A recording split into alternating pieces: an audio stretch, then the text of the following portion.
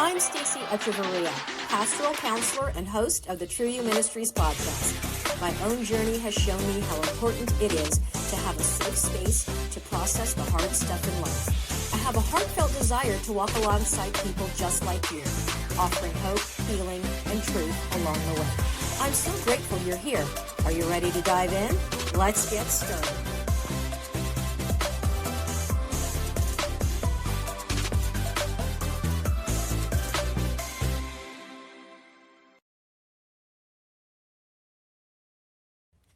And welcome back to the True You Ministries podcast. I'm Stacy Echeverria, your host. And with me today, I have special guest, Jan Talen. Welcome to the show, Jan. Yes, thank you, Stacy. I'm very glad to be here.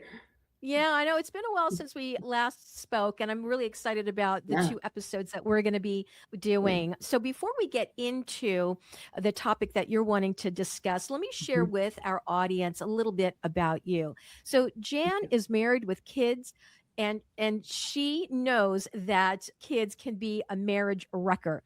Jan knows that it doesn't have to be that way. Using her marriage and family knowledge and skills, she developed the pathway for new parents to stay together while parenting their kiddos and keeping their marriage relationships strong.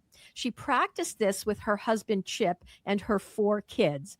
The D of divorce was squashed. Their marriage and family turned into one filled with appreciation and adoration. Being connected, communicating well, and resolving confusion and conflicts is doable and even enjoyable while moving from family crazy to family calm with the DNA way to communicate. Isn't that wonderful? I love that you, in your bio where it says, that resolving conflicts can be enjoyable, because I know with the counseling that I provide that people avoid conflict like the plague. And it doesn't have to be that way. No. And once you get the skills on how to do it, the conflicts become fixable very quickly, part one, and you both feel stronger and better. And we did it like this. It's like money in your relationship bank.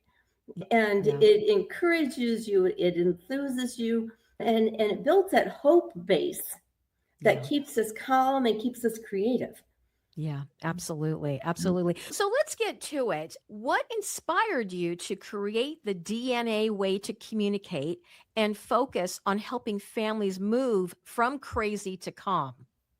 Well, we have to go back in history a little bit. We got married. Within 5 months, I was pregnant. We lived in California. There was no internet, so we were isolated and alone. We were building a church family, but we were also both in school.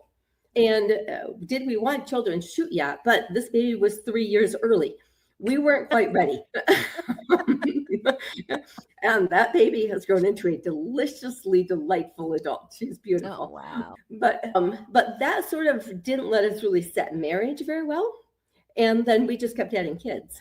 So by the time I was 30, I had 4 kids.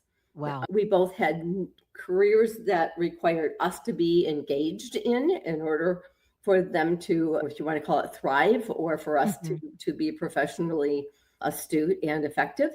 And we were drifting pretty quickly. And so now remember, 4 children, school debt, and real life, right? So we're not floating in money. So we get a little bitty house in the Bahamas, and we decide we're going to work on our marriage in the morning, and we're going to play in the afternoon, and we're going to do something romantic in the evening.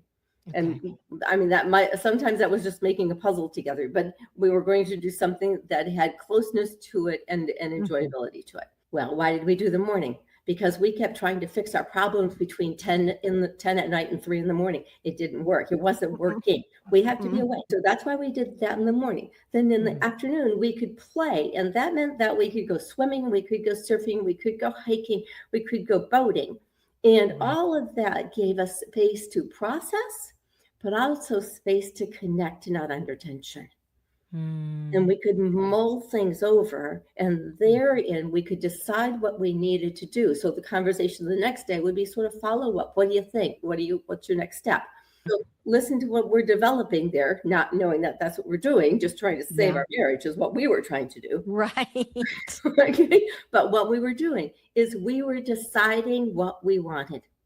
What did we want this marriage to look like? And that's the D in TNA, is you have to decide. It's like a car and like a ball. If you don't look where you're going, how do we say it differently?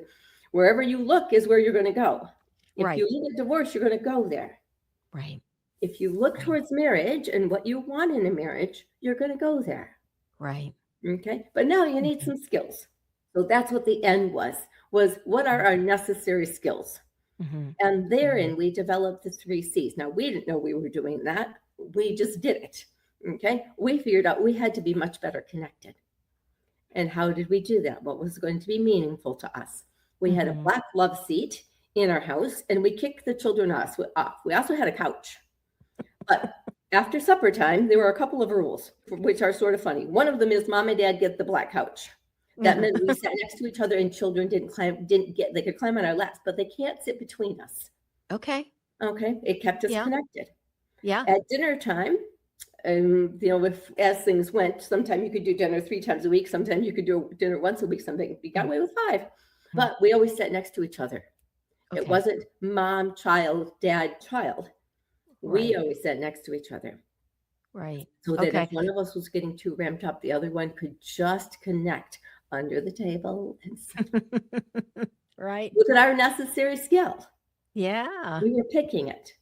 So we had to do connection. Then we had to figure out we have to listen better to what I'm saying and what do I mean? How do I hear what you're saying and absorb it accurately? Not to what my mind is saying, but to what your words are actually conveying. Right. Okay. And then once those 2 are working, now when I'm confused or when I feel like we're just in conflict, we have to answer questions like, what do I not get? This is filling in the gap. It's giving benefit of the doubt. What don't I know? Let's find out what I don't know before I jump to a conclusion. Right. It sounds like it's about moving toward curiosity. Very much so. And in that curiosity, when you can stay kind, then you can begin to create some much better problem-solving solutions. Right. Okay. That those just become sort of, they all wrap together. And in that as well is something that I brought home from my learning as a therapist was the John Gottman idea of how do we stay turning towards each other? Correct. Facing each other, being connected with each other, not just face to face, but emotionally together, even when we're under tension. Because we're going to love and respect the other more than we're going to worry about whether or not we're right. Exactly. And that's something that I do share with some of the couples that I have, guided along the way. And that is your spouse is not the enemy. Yeah. Right. And so when we go into it thinking it's a battle and I have to be right, that means someone's going to be wrong or I have to win. And it means someone's going to lose. But you're in this marriage and it means you're working together. And it isn't, you didn't marry someone for them to be your enemy because they're not. And so how we approach it, right? And looking at conflict as, there's a heart disconnection. And so you're talking about connection, which is really important. That means something happened along the way where there was a disconnection. So now there's a conflict. And so now providing some necessary skills and tools to be able to reconnect, right? Yes, very much so. Yeah. Wow. And so that becomes that's the decide, choose your necessary skills from that set of C's. And then apply those skills appropriately because each one of our kids was different. Anybody who has kids probably says, they're all so different. I have to keep reinventing the wheel. Yes, you do. But therein, we had to apply how we were going to parent differently for the kiddo who stuck her bottom jaw out and said, I dare you. A little different than the child where if I just looked at her, she would cry and like it would crawl in a hole. Oh, and you have to parent differently. So it's the same skill. You just use them differently. Right. For different kiddos. Right. At different ages. Right. Yeah. Different ages, different seasons of life, I suppose. Right. Oh, yeah. Yeah. And as your kids grow into teenagers, you aren't quite as bossy. You're more inquisitive. You're more conversational. You're more, well, what are the ramifications of that? If there isn't an adult and police show up, how are you going to manage that? Right. Okay. Right. And usually then my kids said, fine, mom, come. I was like, I'm not really coming to play with you. I'm not going to sit out by the fire pit. I'm there Right. in case some crabby neighbor decides you're all being too noisy. Right. And I'm going to take the hit, not you. This is Right. not on you. I gave you permission. Um, That's funny. so those are some of those other Yeah. conversations that created or that came out of that DNA about how do we want to do this. Now, the Yeah. fabulous thing about that is when couples figure this out, they change their family DNA. The basic function of how their family rolls Right. changes. Right. And Right. then you begin to really have a lot of fun together. It's far more relaxing and Yeah. satisfying. Yeah. I like that. It really is about changing patterns from Mhm, what each spouse grew up with, mhm. right? There are patterns. And so once we start recognizing what those patterns are, then we can intentionally change that going Yes, forward, and exactly. looking at, legacy. What's the legacy that we want Yes. Yeah. for our future family, right? Yeah. Yeah. And then so you've walked us a bit through the core Mhm. principles behind the DNA framework. Can you delve a little bit more into why these matter for families? Oh, yes. Delightfully so. These matter because if within a Christian framework, they matter because we can best walk with God when we're working these things through. When we're Mhm. listening to the Holy Spirit and we're listening to the Holy Spirit, we're able to say, where does He want us to go? What does He want us to do? So we were talking about the principles of the DNA framework, and if you could you delve a little bit more into why these matter for families? Yes, these matter for families because it gets you on the same page so that your children can have some predictability, your relationship can have some predictability. That keeps people calm. Okay, Right. so that's my psychobabble answer. Mhm. My Jesus Christ answer is because it helps us listen to the Holy Spirit. Right. When we're trying to discern what's the direction that we want Christmas to be, or what's the direction we want this kiddo's birthday to look like in the end, how do we want them to remember this in 3 years? Now, if Right. they're 3 years old, they're not going to Right. remember it. But if they're Right. 13, we do want Yeah. them to remember it. What do we want them to Mhm. remember it by? And we have to be able to sort of say, well, what emphasis do we need, and how are we going to carry that out? Right. And that's often the listening from the Holy Spirit. Right. That's good. That's really And good. Yeah. So therein we that's can really plan. great. And what was that? Therein we can plan together because now Oh we're on yeah. the same page. There's an understanding, there's a framework Yes. that we Yep. can use. Wonderful. So you've been a marriage and family therapist for a long while. Yeah. How has your professional experience shaped the way you counsel parents and couples today? Some of it is that my experience has given me hope. Hmm. And you and I both know that hope is a tremendous motivator in Yeah. terms of building optimism and giving courage to try something new.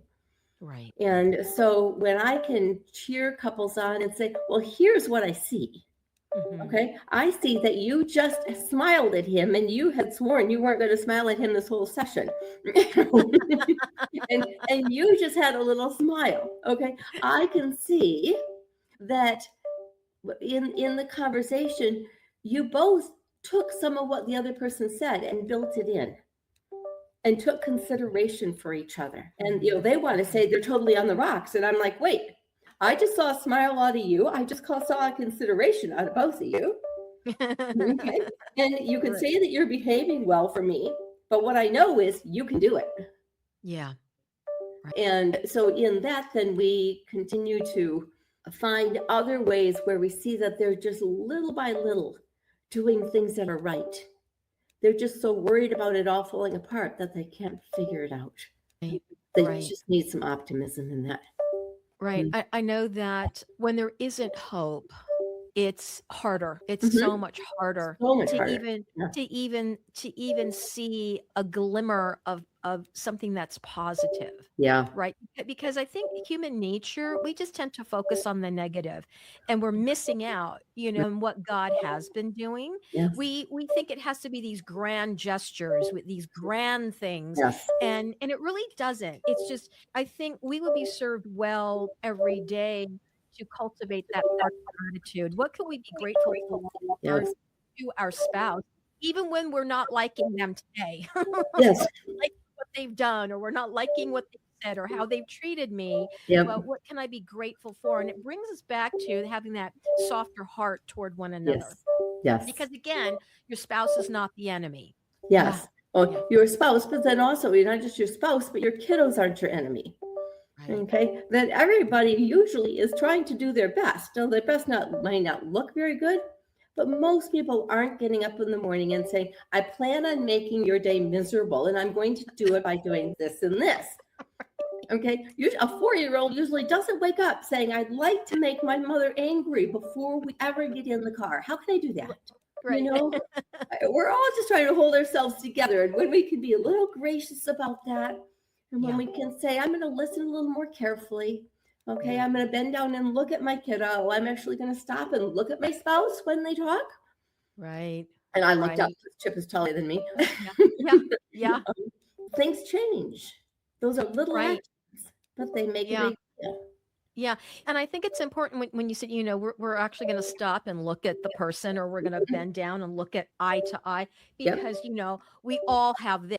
We all have these devices, and it's always, people are, they're talking to one another, and yet they're on their devices. And it's just like, it's so common. It is so common. Yes. And you cannot, I'm sorry, I don't care what anybody says, you cannot multitask, because when you're multitasking, you're not giving your full attention to the thing that you're doing. Yes. Yeah. Yes. And so well, in that distraction, you can't fully connect. Correct. And the connection, if the connection is at 70%, the communication is going to be at 70% or less. That's going to make room for the conflict to run at 70% or more. Absolutely. And so if you want to play the numbers game, put it. I don't like those odds. Yeah, I really don't like those odds. Right. Well, that's just it. Like, don't do that. Put it, make it better.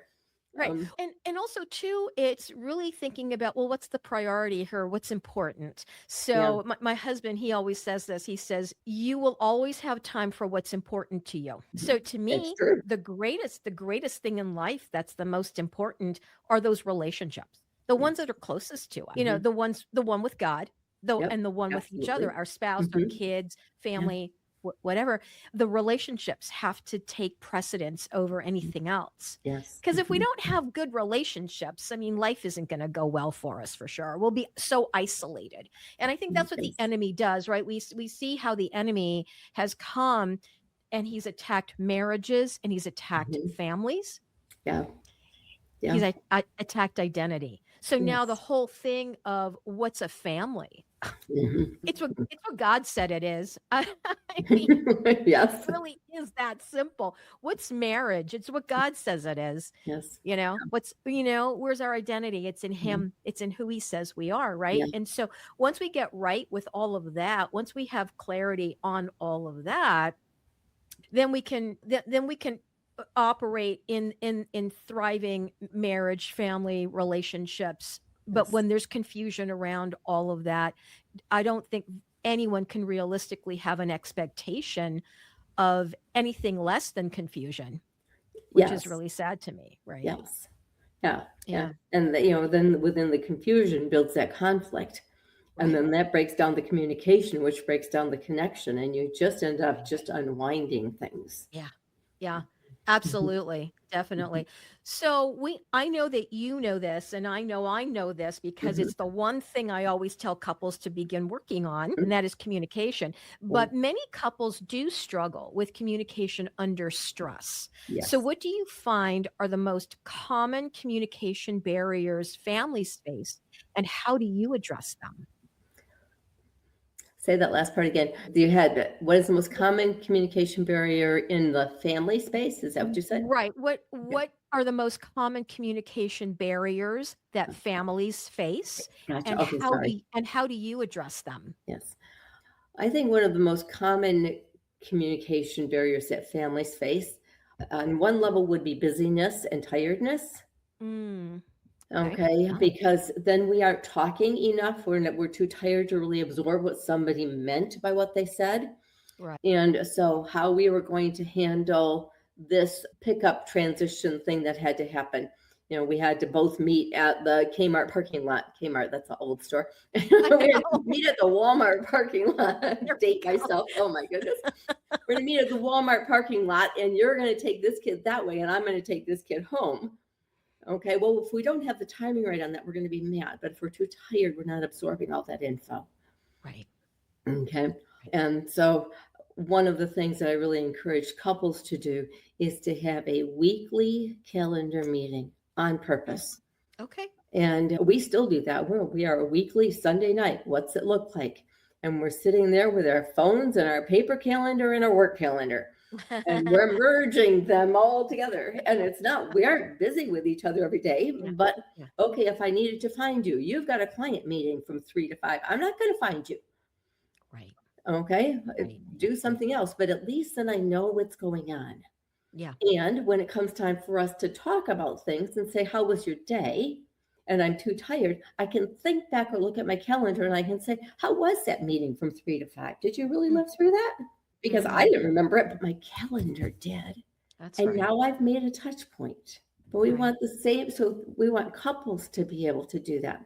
A Mhm. calendaring meeting. And then something that Chip and I did from our Bahamas thingy is, and maybe we had started that before then. I gotta think about that. Because maybe we did. We had at our wedding, we had a tall white pillar candle like this big. It'll take forever and a year to burn, right? Right. And every Sunday night, remember, we are law school students, we are poor. And so we would have scrambled eggs. We would put them on the fine china that my mother thought I needed. And so I got it. And we would put orange Kool-Aid in a wine glass. Oh my goodness. Then we Wow. would light our marriage candle. Right. And it's the one night my husband wasn't studying. Mhm. And so that was our night to just be together. Wow. Okay. Yeah. And to this day, we practice something like that. Now, the kids have been out of the house for probably 20 years. But don't tell anybody how old I am. You can't do that because I'm still 29, maybe 32. But here's what that does is that reconnects us. Yeah. So listen to what I'm working at. We have to stay connected on our calendar and with our emotions. Right. And when we do that, we can plan well, but we can also give grace. Right. Yeah. Okay. Yeah, that came up today. My sister needed help, or this grandkid needed help. And so I ditched this and I did that. Right. Okay. Well, there Right. has to be some grace in that because now I'm late and, everything else is running a little behind. And, Sure. Sure. and Yeah. frankly, for Yeah. just the two of us, none of that is usually that tragic. But Right. when you're Yeah. running a family, sometimes it is. Yeah. A kid doesn't get picked up. Yes, that's a thing. Okay. Right. Or you have a kid with some special needs or something like that says bedtime has to be here. We missed that 20-minute window. We are up for hours. Yeah. And that's a Yeah. big deal. And it's not forever, but it's a big Right. deal in that space. Right. Right. And so just giving that grace of, okay, how do we talk to each other and how do we communicate with each other and know what's going on? Yeah. Yeah. And that's the key is that communication. It's just, life happens and, you're looking at your calendars and you're doing all of that. And I just tell people, I'm like, nothing's written in stone. There has to be some sort of flexibility, some grace. Life happens. It's not wrapped up in a nice little bow. It's No. messy. Life is messy. So how can we, be flexible in that? I know that there are people that, they've got control issues and having those control issues is really about safety. And I find that women more so than men, that's where they land. It's like they're trying to control everything and everything has to be perfect. It's just like, okay, this is not reality. It just isn't. You cannot control it. But where does your true safety come from? And so redirecting them in knowing that safety comes from the Lord. He's the one Yeah. that provides it, Yeah. right? Yeah. It's not in trying to Yeah. control your husband and your Yeah. kids and Mhm. yourself and Yeah. everybody else so that you can feel safe, Yeah. Yeah. because you're never going to feel safe because you No. can't control them. Do it. Nope. Sorry. So I Mhm. love that you mentioned the grace, having that Mhm. grace, and when there's communication also in that, then there's ways of working it out where no one gets hurt in it, no one's angry with each Mhm. other. Things do happen, so how can we be flexible? So as we start to wrap up this episode, and I know Mhm. we're going to have part 2, so Right. people are going to want to stay tuned for part Mhm. 2. We're going to get into more of the practical steps and application. So Mhm. as we wrap up, I have one last question for you, and that is, your site mentions coaching calls and short video series. Mhm. How do these complement the deeper communication program, and how do you decide which format is best for a family? The coaching conversations are really to if you are functioning fairly well, but you're stuck on something. Okay. So sometimes this is a child's diagnosis, or sometimes it's a Oh, we have to move and we don't know how to. That those are sort of very situational conversations. okay. Okay. The short videos are they've taken the longer program videos, which are 30 to 35 minutes long, and they've cut Mhm. them down to 10 Oh, minutes. nice. So Mhm. they are short to the point. You don't, I mean, you can take notes. The longer version has notes that you can take and a whole bunch of other exercises you can do in between videos. These are short and to the point, one for each one of those C's. Okay, Nice. so there are 8 of them. All And right. they will help you just build a touch point for how the two of you as a couple can talk about it. Okay. Okay, we, All if right. we haven't listened to each other well for the last month, let's listen to that video and see what we're missing. Right. Okay. Okay. Now, All right. sometimes from that, then you would either buy the program because you say you want to do a deeper dive, or you would say, let's add a coaching call. Okay, Okay. because Yeah. this talked to this, but it didn't say exactly what about this. And I can answer probably and help you figure out a good resolution to the what about this, because Right. it's made for the masses and you are you. That's And right. then there's a good application somewhere in there. Yeah. Yeah, that's wonderful. It's nice that there's a couple of options here. Yes. So I'm so glad that we were able to record today and get this information out. And I know that we're going to be coming back. So for those of you that are watching and listening, make sure that you stay tuned for part 2, which will be a week after this episode. But Jan, how can people get in touch with you? I know that you have a website. I Yep. do. And on that website, there's a contact page. So if you wanted to do that, that's one way to do it. You could also email me. I'm the person who runs the business. I am the business. And so nobody Okay. else reads that email but me. Right. So Right. All that's right. on the bottom of your screen there, Jan at Us and Kids. Yeah, and your Okay. website is usandkids.com. Yes. And I know that you do offer is it a free coaching session? Yes. Yep. Yeah. Yep. How long Yep. is that session about? That session is scheduled for 45 minutes, and truthfully, I'm not a terribly good clock watcher, so sometimes it rolls to 60, but Okay. everybody else has a real life they have to move on to too. So, and it's a Right. coaching session. We have to get to the point rather quickly and see Right. what we can do for some resolution or some movement for you. It's not really a sales conversation. I Yeah. may say, do you want to schedule something else or how would you like to move forward? But Right. that's a genuine question. What would you like to Yeah. do next? Absolutely. Right. Um, And I know, like with you and also with me with my free consultations as well, not every person that schedules the free coaching call or the free mhm. consultation is going to be a good fit for what you offer. And Exactly and right. s right? And so that's why asking, "So would you like to move forward? Does this resonate for you? And if it doesn't, then let me provide you with some referrals." But it really Yeah. is about, how can we meet people where they're at, providing whatever help it is that they are needing, whether it is they sign up with us Yep. or we provide them with referrals so that they can get that help that they're looking for elsewhere, right? Yes. Yeah. So often I would say to couples, eh, the money you spend on counseling or, now on the program is still much cheaper than divorce and it's much Absolutely. more satisfying. So if I'm not the right person to help you Yeah. move away from divorce, then let's find somebody else because it's still cheaper than divorce.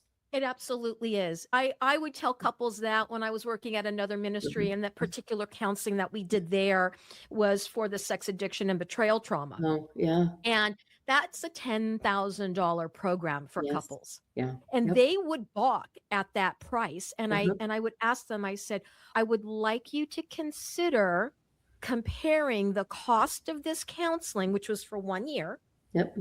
to the cost of a divorce. Yeah. It's just compare it.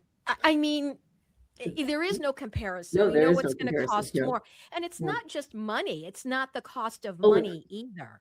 no, well, It's that, it's a cost on money, but it's also cost on emotion and on relationship and on space and on your own identity. It's got exactly. all sorts of Oh, cost in it. yeah, and it can last for years when Yeah. navigating through that. I mean, I've seen it with Yeah. people, and it's just like, let's do this Yeah. hard work. It's painful Yes. in the beginning, but when God meets us in that healing process, Yeah. I mean, you've seen it, I've seen it. Yes. It's nothing short of miraculous when he does what he Exactly. does. So I'm always Yep. excited when he's in there I doing his thing, know. because I don't know about you, but I know with me, there have been several times where I was just going, Lord, I have no idea if this couple is going to make it. So I pray for them, and the Lord meets them and they do like a 180, and I'm going, oh, thank you, Lord. Yes. They've decided to stick together and work Yes. together, and it's really beautiful, Yeah. when that happens. So Yeah. Jan, it was lovely having you on for part 1. I can't Thank wait you. for part 2. And all right, everyone, just remember to stay tuned for next week. We'll have part 2.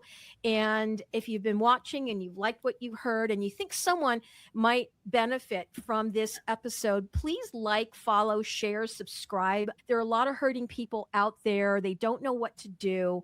Marriages are falling apart. They are. People are stressed out. They're so busy. They don't even know where to start. Yeah. And this is what I'll tell all of you. Take it one step at a time. Make the phone call. Go to Jan's website, usandkids.com. I will have all of her links in the show notes below. Mhm.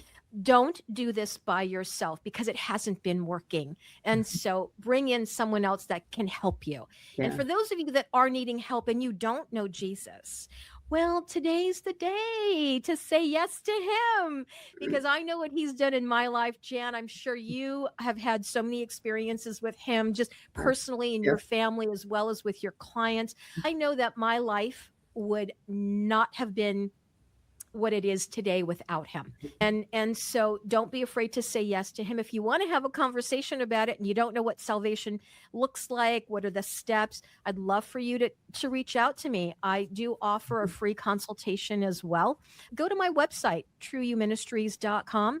I have a free consultation button at the top of each website page, or you can email me at info@trueyouministries.com.